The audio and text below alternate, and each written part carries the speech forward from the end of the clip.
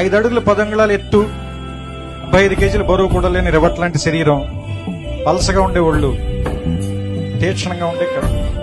మనిషిగా అత్యున్నతమైన వ్యక్తి అన్నారు. పేరు చెప్తేనే వైబ్రేషన్స్ వస్తుంటాయి, ఎందుకంటే అతని పేరు కాదు, ఇట్స్ బ్రాండ్.